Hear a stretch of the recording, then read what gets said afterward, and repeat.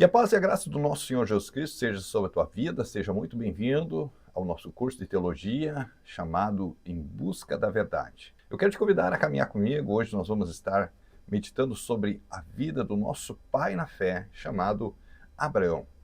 A Bíblia diz que a fé, ela é algo que agrada o coração de Deus. Hebreus, no capítulo 11, no versículo 6, a Bíblia diz: Ora, sem fé é impossível agradar a Deus. É necessário que aquele que se aproxima de Deus creia que Ele existe e que Ele é galardoador daqueles que o busquem. Fique comigo que hoje nós vamos ver aqui nesse vídeo o nosso pai da fé. Quem foi Abraão? Como foi o seu chamado? Da onde Deus o chamou? O que aconteceu na sua vida? Esteja comigo, que eu creio que Deus vai estar te entregando algo maravilhoso para o crescimento espiritual e também do teu conhecimento. Então aqui nós temos o pai Abraão, o pai da fé. Ele, Abraão, creu no Senhor e isso lhe foi imputado para a justiça. Gênesis 15, 6, isso aconteceu quando Deus, ele chamou Abraão e disse: pega o teu filho, aquele a quem tu ama, a Isaque, vai para o monte, o qual eu te mostrarei, e oferece ali para mim Isaque em holocausto. Então a Bíblia diz que resolveu Deus colocar Abraão à prova. Mas antes dele provar que ele tinha fé em Deus, ele já tinha provado que ele tinha fé em Deus quando ele atendeu o chamado, em Gênesis capítulo 12, o chamado de Deus para a vida dele, para ele ser uma bênção junto com a sua família. Deus disse: sai da tua casa, da tua parentela, e vai para a terra que eu te mostrarei. Em ti serão benditas todas as famílias da terra. Eu abençoarei a todos que te abençoarem e amaldiçoarei a todos que te amaldiçoarem. E aquilo ali é um sinônimo de fé que Abraão ele teve. Ele largou tudo e foi seguir o chamado de Deus na vida dele.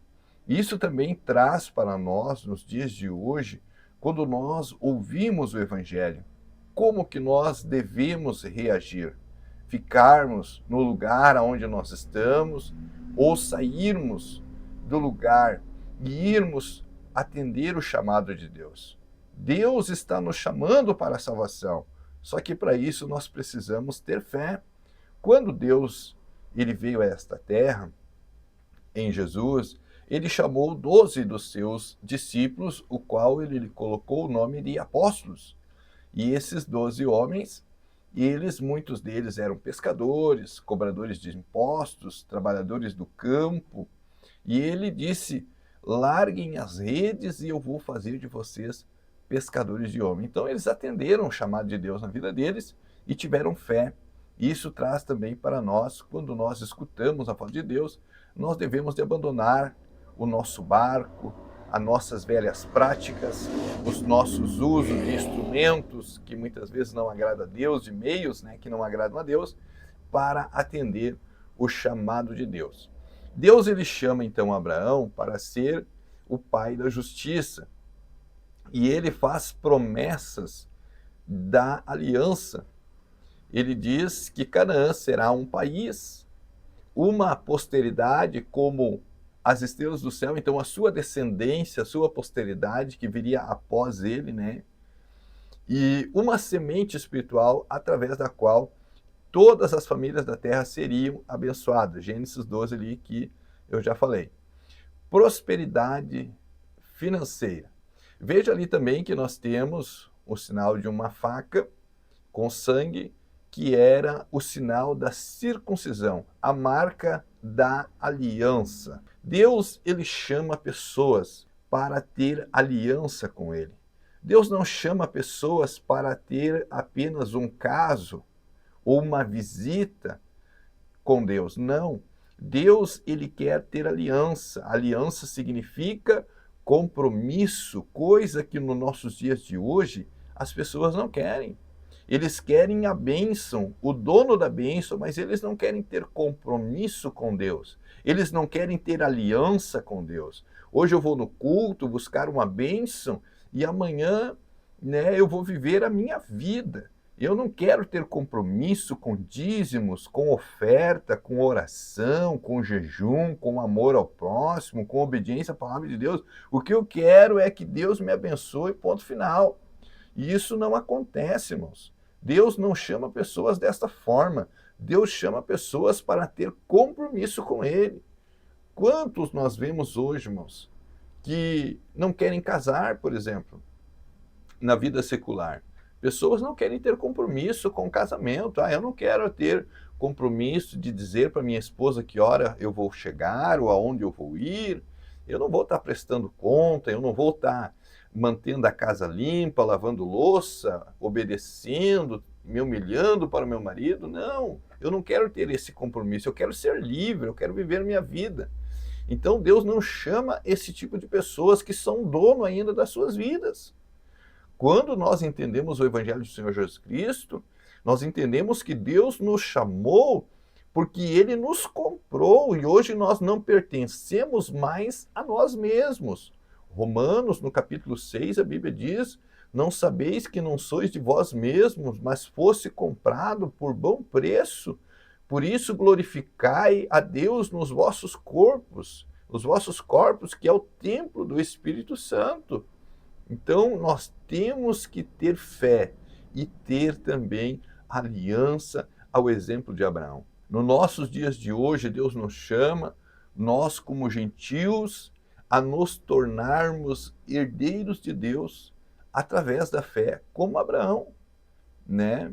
E se sois de Cristo, sois também descendência de Abraão e herdeiros segundo a promessa. Gálatas capítulo 3, e versículo 29.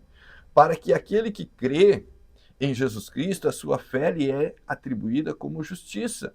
Romanos capítulo 4, versículo 3 e 5. Então, o que me justifica diante de Deus não é eu ser uma boa pessoa, não é eu fazer a minha vontade, não é eu apenas doar algo para o necessitado, não. O que me justifica diante de Deus é eu ter uma aliança com Deus através da fé no Evangelho do Senhor Jesus Cristo. É isso que me torna uma pessoa, que me torna o filho de Abraão através da fé, porque Abraão, ele é o pai da fé. O batismo nas águas, ele é um sinal de entrar na nova aliança com Deus. Você conhece pessoas que frequentam a igreja há anos e eles nunca querem se batizar? Eles apoiam os trabalhos da igreja, se tem um evento, se tem ali um trabalho comunitário para ser prestado para a comunidade, eles estão ali apoiando, participando, comprando, né? Mas eles não querem se batizar, porque eles não querem ter compromisso com Deus, porque a partir do momento que eu me batizo, eu tenho uma aliança com Deus, eu tenho a crer em prestar conta. E tudo que eu tenho não é meu, é de Deus. E tudo que Deus tem não é dele, é meu também, porque eu sou filho de Deus, eu tenho uma aliança com Deus. Que maravilha, né? Então ali nós temos, quando Deus chamou Abraão, ele levou o seu sobrinho Ló, e a Bíblia diz que Ló passou a viver na casa de Abraão e passou a morar com ele. E Abraão ali, como nós temos ali a promessa de Deus na aliança da prosperidade que Deus daria a Abraão, Abraão ele foi um homem muito rico, para você ter ideia. Abraão ele tinha 318 funcionários que eram como filhos dele, que moravam na sua casa, que cuidavam dos seus rebanhos, dos seus campos, enfim, de tudo que Abraão tinha. Ele tinha só de empregado 318 funcionários. Hoje uma empresa, para ter 318 funcionários, tem que ser uma empresa de média até grande, né? Não pode ser uma empresa pequena, né? Se fosse nós julgar por hoje uma empresa, né?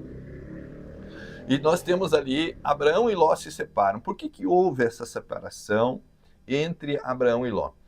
Abraão, ele sendo um homem rico, começou a pastorear e os seus rebanhos começou a se multiplicar. E Ló, ele começou também a criar rebanhos ali junto com seu tio, e a Bíblia diz que os empregados de Abraão contendiam com os empregados de Ló, por causa que um dizia, não, essas ovelhas é de Ló, e o outro dizia, não, essas ovelhas é de Abraão. Então estavam todos juntos ali. E ao ponto de Abraão e Ló também eles discutirem. Aí Abraão chamou seu sobrinho e disse: meu sobrinho, venha cá. Não é bom que nós ficamos discutindo, porque nós somos irmãos, nós somos parentes chegados. Vamos fazer assim: se tu escolher para a direita, eu vou para a esquerda. Se tu escolher para a esquerda, eu vou para a direita. Então, mas vamos parar com essa discussão. Então eles se separaram ali, e a Bíblia diz que Ló, ele andava por vistas e não por fé. Abraão andava por fé. E Ló olhou para as campinas de Sodoma e viu que eram boas, tinha cidades para ele negociar, fazer bons negócios, tinha bastante pastagem para o seu gado. E a Bíblia diz, irmãos, que nós não andamos por vistas, mas nós andamos por fé. Então, quando Davi ele foi ungido na casa do seu pai, Samuel chegou lá e disse: eis ali o ungido de Deus, que era o filho mais velho. E Deus disse: olha, não atentes para a sua aparência, porque eu não vejo como o homem vê. Né? O homem vê o exterior, mas eu vejo o coração. Então, quando nós olhamos para algo, irmãos, nós temos que olhar com fé. Né? Hoje eu posso olhar para a minha conta bancária e não ter, quem sabe, ali um bom número que eu gostaria que tivesse. Mas eu tenho fé que o meu Deus, que é dono do ouro e da prata, ele vai fazer com que a minha conta bancária ela esteja recheada. Né? Em nome de Jesus, receba aí, que Deus te prospere, que Deus abra as janelas do céu e derrame sobre a tua vida a bênção de Abraão, através da fé. Amém? Então Abraão ficou com as montanhas, com os pedregais, e houve um dia que a cidade onde Ló ele escolheu para morar, ela foi destruída a fogo, né? Cidade de Sodoma e Gomorra. A Bíblia diz que Abraão intercedeu por esta cidade, quando os anjos apareceram a ele, falaram que iam destruir aquela cidade. Amós 3 fala que Deus não faz nada sem comunicar aos seus servos e aos seus profetas, né? Seus santos e seus profetas. Então Deus comunicou a Abraão, disse: vou destruir Sodoma, e Abraão começou a interceder pelo seu sobrinho que estava lá. E a Bíblia diz que Deus enviou 2 anjos para livrar Ló, e eles disseram: olha, andem, fujam para o monte e não olhem para trás. Jesus ele falou sobre a mulher de Ló, ele diz: lembrai-vos da mulher de Ló. Por quê?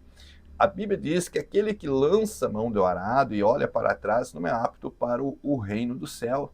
Então a mulher de Ló, ela olhou para trás. E nós, na caminhada da fé, como filhos de Abraão, nós não podemos olhar para trás, nós não podemos andar por vistas, né, buscar com ganância, com avareza, as coisas materiais. Não que isso seja pecado, mas nós devemos de ser gratos a Deus, se temos ou se não temos, glorificado seja o nome do Senhor.